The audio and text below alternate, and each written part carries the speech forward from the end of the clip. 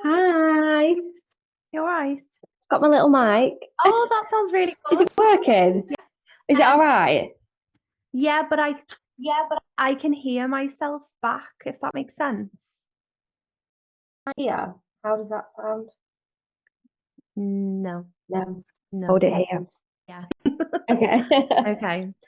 Hi, everyone, and welcome to Straight Talk with Steph. And this is the series about women in property. You can check the book out on barnthornpublishing.co.uk, or you can get a hard copy or a Kindle copy on Amazon. So I want to welcome today Lauren Sunter, who wrote one of the chapters in volume 1 of Women in Property. Welcome, Lauren. Hi, Steph. Hi. So we're just going to talk today about your chapter, and there are some really, really pivotal moments for you in that chapter, including stealing a kettle, Yeah. but also talking about how you balance your life as a teacher with working in property, how you deal with setbacks, the power of relationships, your social housing impact, and also imposter syndrome, which I know that a lot of us as women can feel in such a male-dominated industry, or in general.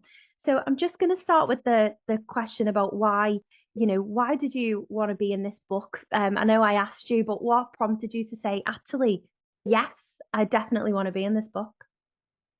Um, well, I remember when you asked me if I wanted to be in the book, and I remember listening to your voice note and just being like, what on earth? Like, why is Steph asking me? Like, I just felt like I can't believe she's asking me to do this. And it just felt like such an amazing opportunity. And I know I said it to you at the time, like to be published in a book, to have my story published in a book, it was something that I never thought would be something that I would ever do. So to be asked and given that opportunity, I thought I absolutely need to grab it with both hands and just go with it. And I did have like major moments of no one's going to want to read my story. Like, why is there anyone going to want to know about me? Like, I'm a primary school teacher from Leeds who has, you know, done things in property, but nowhere near, what some of these amazing people have done that I know of. And then it was just like that kind of moment of, well, I've not been asked for no reason. I've been asked for a reason. And actually, I might resonate with a lot of those people out there who are in full time jobs, who are, finding things tricky and thinking about what else can I do to create a better life for myself, which is exactly what I thought when I got into this 5 years ago. I was like, yeah, I'll do it. And, my story might resonate with someone and inspire them to do the same thing. And property is such an amazing thing to get into. So yeah, I was absolutely thrilled to be part of the book and yeah, really glad that my story's out there for people to read. Me too. I'm glad as well. And your story gives a lot to a lot of people. And so you people are going to get a lot out of it when they read your story for definite. And I know you say, oh, there's other people out there who are doing better or bigger things than me. And I don't agree with that. I think that we're all in our own space and we're all doing our own thing for our own lives. So what would be your advice then for those considering property investment for the first time? I'd say go for it. Even if there's only like a little bit that you can do, a little bit is better than doing nothing. I know you've said to me before about even if you do 1% more every single day, in a year, that's like 365% more than you did last year. So, and that again, that really stuck with me. And it's those kind of things that just doing a little bit every day or just changing your mindset into what property can provide for you, it's something that you can build upon. Yeah, absolutely. And for those people who are listening who aren't in property or want to think about getting into property, you don't necessarily have to have a massive portfolio. It's just that 1%, you might have one a year, one every couple of years. It can just build. You can build the portfolio however you want. So I want to go back to what you said just then, Lauren. You said, oh, I'm a primary teacher. Why would anyone want to listen to my story? But as a primary teacher, obviously I can relate to this having been a teacher, well, secondary, but still teaching, isn't it? Being a teacher myself, you know, as a teacher, was that the reason it drew you to property? Because you're thinking, maybe you don't want to do this forever, or well, what drew you to it as a teacher? Because they're two very different industries. Yeah, definitely. I think for me, I always knew I wanted to be a teacher from like the age of 14. I do count myself as one of those really lucky people that from a really young age I knew what I wanted to do. I knew what A levels to take. I knew what uni degree I was going to do. And from the age of 21, I was teaching and I was a teacher. It's all I've ever known. But unfortunately, and I know you know this, education is just not what it used to be. It is really tough, and I think anyone who's a teacher who works in education, in any kind of education sector, like they'll know how tough things are. And I think I probably thought about retirement age. I thought, I'm like 25 now at the time. I'm like 25. I cannot do this till I'm 68 years old. I can't imagine being a primary school teacher at 60. Like, I'm going to be exhausted. You die. I Yeah, think. you would, wouldn't you? Like, walking in with your walking stick or whatever. I was like, Oh, that's not going to imagine. happen. And that's the thing, like you wouldn't have the energy, especially for primary school. You wouldn't have the energy, would you? No, definitely No. not. The expectations are just continue to rise for teachers, and it is really, really tough. So I knew that I needed something else. I knew that I needed, I mean, it is now my like exit strategy, which is amazing that I can say that property has now become my exit strategy out of teaching. Not because I hate teaching, because I absolutely still love teaching, but it is just, it's really tough. And Yeah. I want to create more of a life for myself where I can enjoy life and not just be, working really, really hard 5 days a week, collapsing on a weekend, getting to the holidays, being poorly all holiday because Yeah. you've worked so, so hard. It's just not, it's not sustainable. And when I realised that that wasn't sustainable, that's when I thought actually property can be something that I can build upon over the years. And again, it's like we said, it's something that can be done slowly.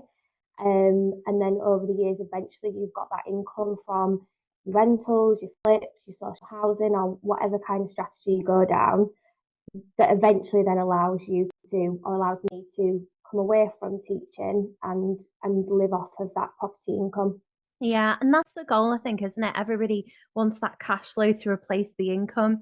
I just Yeah, want to go back to what you said as well about retirement age. I think I read somewhere that the UK life expectancy, I think, well, when I read it, it was accurate, was about 81, and the retirement age is 66. And it's like, that does not give you very long to enjoy your life, no. especially, and it's the thing, will I be able to do the things that Mm-hmm. I currently do now when I'm 66, 67, 68?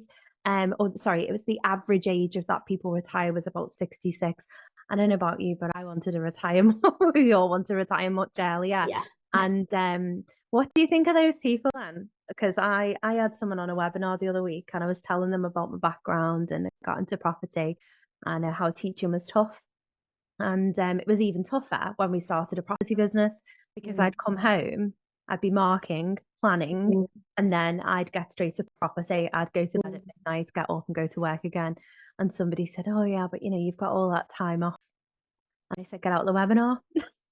Yeah, too right. That End was call. risky. Yeah, end call. But do you find though, I know we do a lot of work in our half terms. I'm still Mm, talking present tense as if I'm still teaching, but I know you probably do a lot of work in your half term. That's if you're not ill from having collected all the germs during term yeah. time. But do you find that helpful to be able to do during your half terms? Sorry, to have the half terms to be able to do property. Yeah, definitely. And I'm at a point now where I get excited for a half term because I'm like, I know I can be a full-time property investor for a week off or Yeah. whatever. So that's really nice. I know that I can answer my phone to agents or tenants or whoever at the time, which is is really nice to do and do Yeah. viewings and things like that and really focus on property for that time. That's brilliant. So thinking about going further along then. So obviously you've got to have some money to start, haven't you? And a Yeah, lot of people used to say to us, "Oh, where'd you find the money?" And we've got different avenues that we can go down if we want to get some money for our property purchases. But your first property purchase involved a creative use of angel finance. So, for those who aren't listening, angel finance is a term that we in property use for people who invest in our business, and we give them a really good return. So, your first purchase involved creative use of angel finance before you even knew that term. So, how has that experience shaped your approach to financing in property? I think it, like you say, we didn't really know what we were doing. We just, we knew that we didn't have the money to do it, and we knew it was a great business plan going forwards. And then we managed to get our angels to give us the money. So it's definitely shown us that example of this is just what we do. We just like rinse and repeat. I mean, at the time, that money was a gift, so that wasn't actually given back with interest. Thank you to our lovely parents who did that for us. But it just showed us that we could do it, that actually we knew that we could increase the value of the property, and we knew that we could use other people's money to do that. And in doing that, we can give them a really good return on their money that they've invested with us. And we've got some amazing investors now that just continue to invest with us because they know that they'll get that return from us. I mean, we even had a deal that it was like going through solicitors, we were ready to go, everything was lined up, ready to complete. And the seller, it was direct to vendor, and the seller decided that actually he was going to keep the property and do it up himself. Yeah. Of course he So was. we were absolutely gutted. And we'd taken our angel finance at that point as well because we were very, very close to completion. And we had to go back to our angel and say, look, we're really sorry, this has fallen through. You know, it happens. But we are going to give you your money back with the interest that we promised you, just to show that, that integrity of us, that that's what we will do, despite, it happened to us, it didn't happen to you, we promise you this, and we'll give you that back. And that's an investor who now is ready to invest in our next deal, which manifesting it will go through, everything will be absolutely fine, and he'll get his return again. And yeah, so that's just, it's amazing that we can do that as well for people, so that they're completely hands off. They've not got any interest in doing it themselves, but they know that they can make a good return from handing their money to us.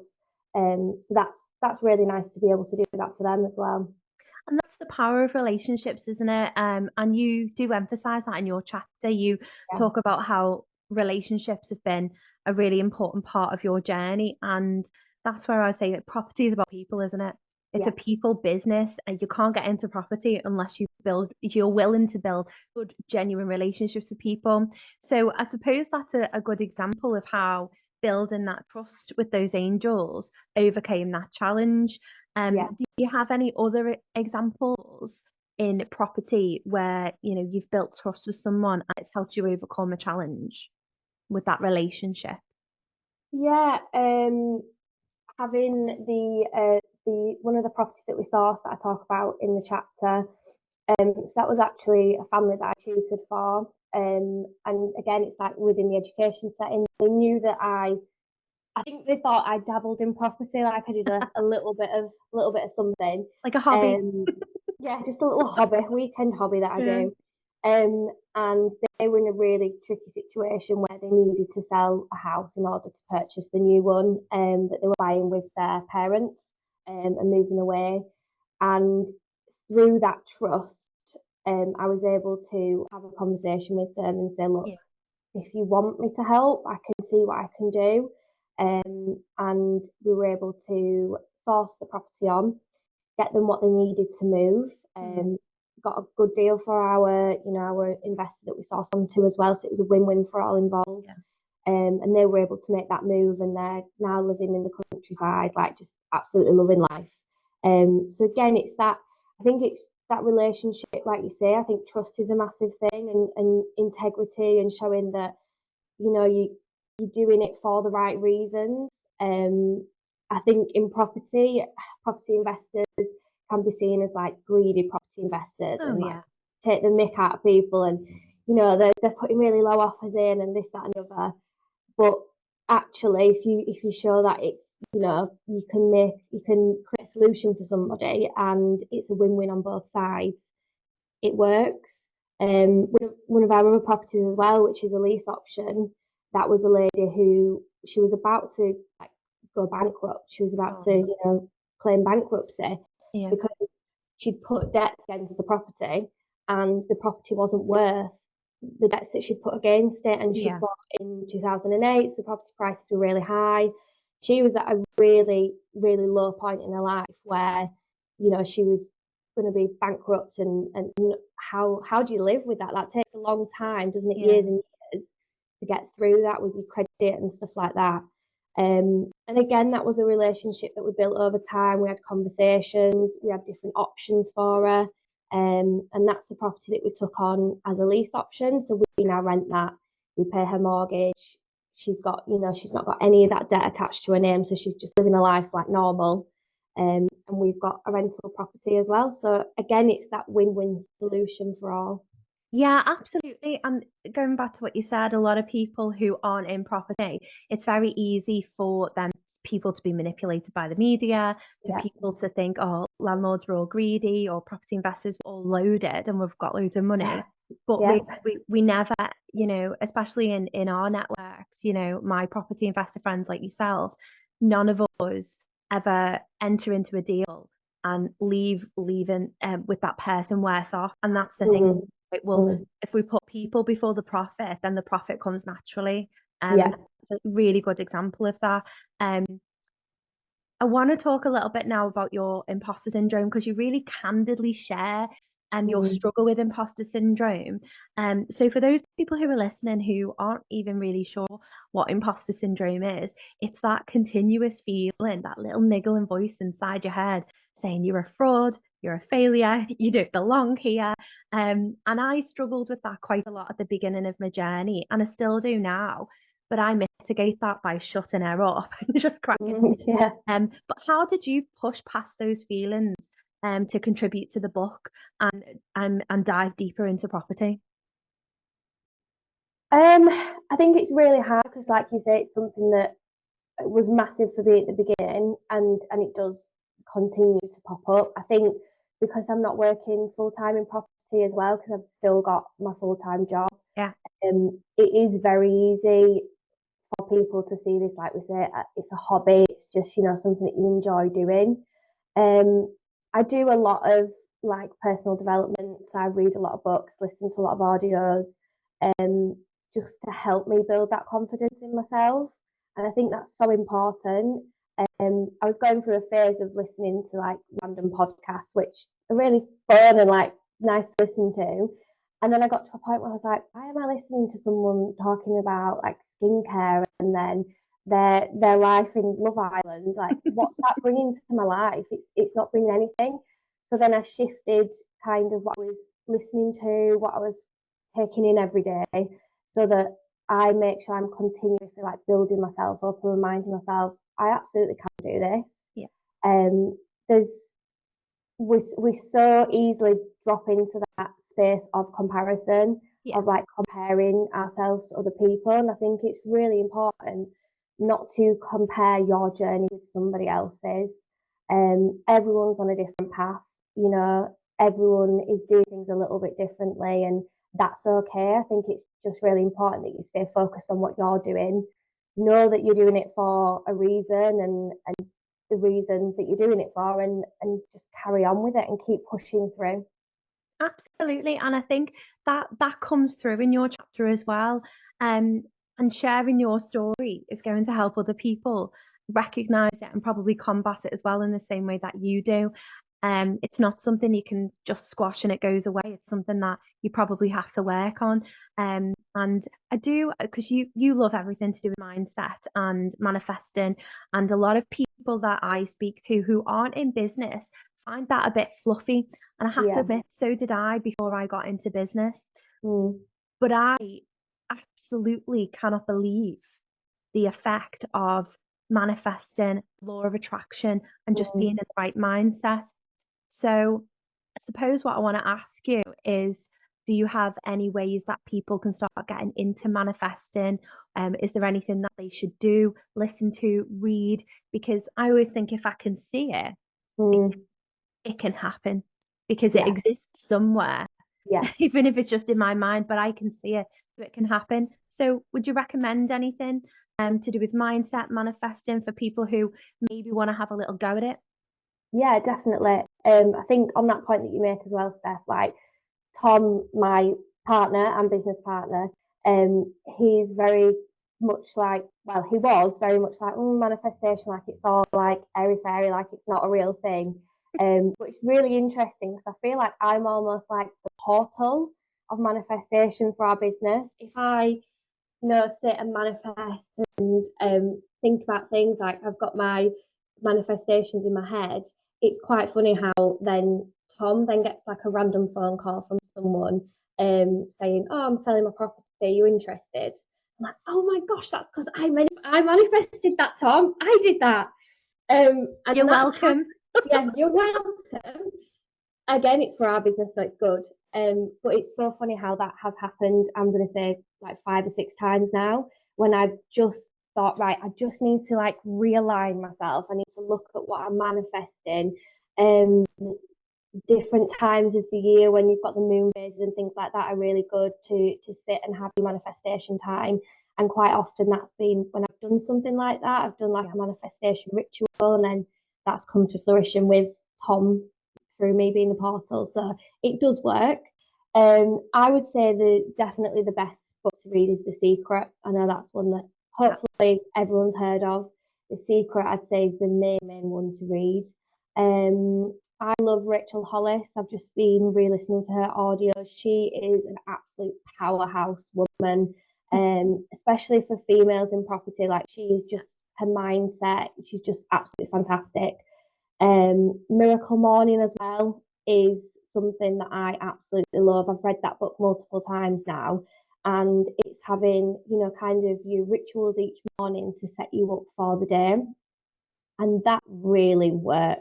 It really, really does. Just taking half an hour extra every morning to sit and to do a little bit of meditation, to plan out your day, and read some inspirational pages from a book or listen to an audio that's going to get you ready to go, is massive. So I would definitely say that is a good shout. Do your miracle morning. You will have a fabulous day. See, I couldn't get into Miracle Morning. Would you not? I'm not a morning person at Fair enough. all. No, I could write a novel at like 3 o'clock in the morning, but you asked me to get up at 7, and I'd rather fake my own death than have to get up at 7 and be somewhere. But To be fair, I feel you. I don't really like getting out of bed, but when I do it and I do my miracle morning, and I have such a different day, so I know it's worthwhile doing. I think it's worthwhile in while having a ritual, whatever time you get up, Yeah, to set yeah, yourself, center yourself. And what I would recommend for listeners as well, Miracle Morning, but also Atomic Habits by James Clear. I have my habit stacking in the morning so that I set myself, that sets me up for the day. That is my miracle. I don't get a nice bath or a nice shower and drink green juices and things like that. Maybe I should. I do want to talk about a really funny part of your chapter. You oh shared god, this humorous story of stealing a kettle during a yeah, stressful refurb. So I want yeah. you to tell us about the kettle, and I want you to explain to the listeners and to the audience, what does that moment say about the challenge of managing refurbs? Gosh, yeah, that was very stressful. So that was our home that we still live in now. It's our first ever property and refurb. And like I explained in the book, it was a bit of a business plan because I had two friends that I was living with at the time, and we needed somewhere to live. So instead of renting somewhere, we were like, right, let's buy a property, let's all move in together, and they can pay us the rent and we can pay back our angel investors. So that's what we did. But we had a really short time frame, and now looking back after doing many refurbs, I understand that the time frame of the 6 week holidays was incredibly small. Yeah. Um, yeah, but I again something I've not done before, so I was like, well, it's fine, we can get this all done. And yeah, it got to the point where something to do with the electrics weren't quite right we'd added a dormer to the loft room to make it a third bedroom. And the carpet guy came around and he's like, if I fit this carpet, they're just going to rip it up when they come and do the electrics. And I thought, oh my gosh, I've got two of my bestest friends moving in a week's time. Where are they going to sleep? Where are they going to go? And I just absolutely had meltdown. Oh, no. And I was just fuming because I thought I've been making these guys bacon sandwiches, coffees, teas, all dish, 6-week holidays. I'm like, I'm around. Would you like a tea? Would you like a coffee? And I thought, well, you can absolutely bugger off and take his kettle with me, and I'm leaving. And I drove like 5 minutes away from my house, and I just sat in the car and cried. Oh, Lauren. I know, but it was that, I think it was the pressure of doing it for somebody else. Like Yeah. it was, I had that pressure on my shoulders of ensuring that they had, somewhere nice to live. And that is something that we still feel now, like Yeah. going forwards, when we're refurbing a property, we've done a lot for sourcing. So source a lot of properties on. So again, you've got a time frame to meet. But now we understand how refurbs work and we have a clear plan of how long things are going to take and what needs to be done, where and when and how. So it's made it a lot easier now to not have those meltdown moments. Just take a deep breath and it happens and just move forward with it and it will get done. So yeah. Does that answer I your would put it question? into context. It's stressful, isn't it? Refurbs Yeah, are stressful, but obviously you handle it differently now because you've yeah, had the experience. And I think, none of us are ever born knowing how to tie our shoelaces. We've got to that's so learn how to true. do things. We've got to Yeah, get better at things. But refurbs are stressful. yeah. They can be very stressful, especially if you're project managing them yourself. Mm, But I absolutely love that you stole the kettle. But what I love as well, and this is going back to what we were saying earlier about landlords and property developers, we're all greedy, we're all this, we're all that. But you've said, well, actually, no, we still stand by the standards that we mm, make this a nice home for people to live in. And yeah, that's a win-win, isn't it? yeah, And because the people are going to live in our properties, they're going to call them homes. To us, they're yeah, properties, they're houses. But to the people that live in them, they are homes. And I think that's upholding standards, isn't it? yeah. And that's the least we Massively. can do. And that brings me to my next question about your social housing impact. You've done a lot of work with social housing and vulnerable tenants, which is brilliant. And that's one of the things Phil and I set out to do was to, right, how can we give back? Yes, we make money from it, but we actually Mm. probably make less with social housing than we do with anything else. But why is this a significant part of your property journey? And does it help shape your perspectives on the industry? Yeah, I think from the very beginning, we knew that we wanted to do social housing. I think myself being a teacher as well, I have worked in really deprived areas of Leeds, and I've seen those children, that don't have that safe, comfortable home to go to, and that's incredibly sad, but very has been very impactful on me. And then just thinking about actually what can we do with this? Like, how can we help? And social housing was like the one thing that we thought actually this is our way of giving back, and also giving back to a level, like we say, our properties, we make sure that they are comfortable for people to live in. The amount of agents that we have, like when we viewed properties and they said, oh, just slap a bit of paint on the walls, like the Oh, carpets are fine, and yeah, it'll be fine. And that's just not what we do. Every property that we have handed over to social housing has been a property that I can confidently say I would be happy to live in. We've changed carpets, we've plastered walls where they've needed doing, replaced yeah, doors, replaced bathrooms when they've said, just give the bathroom a clean. Like, no, we want it to be a decent house for somebody to live in and for them to call home. So it's nice to know that we are providing that for people. We've had social housing tenants that are families, some that have had difficult backgrounds, yeah, that are rehabilitation. It's rehabilitating them into life and supporting them with that, and the companies and charities that help them to do that. Children that are becoming adults that need somewhere to live, coming out of foster care, that have a lovely home to call their own. So it just gives us that kind of, it's having that feeling of, you're providing them with something amazing that they wouldn't have had otherwise. And it's, it's really, it's nice to give that back to those people, and to work with those charities that do incredible things. Yeah, it's a privileged position, isn't it? Yeah. Because I think, sometimes I look around on networks and social media and I think, wow, there are a lot of property investors in the world or in the country, but actually, there's still very few of us. And there's very few people in society who can do that. And, councils aren't buying properties anymore. I think they used to, they're not necessarily buying properties. So, unfortunately, and the government aren't building more homes. So unfortunately, or fortunately, it is on property investors to buy the properties and see where we can create those win-wins.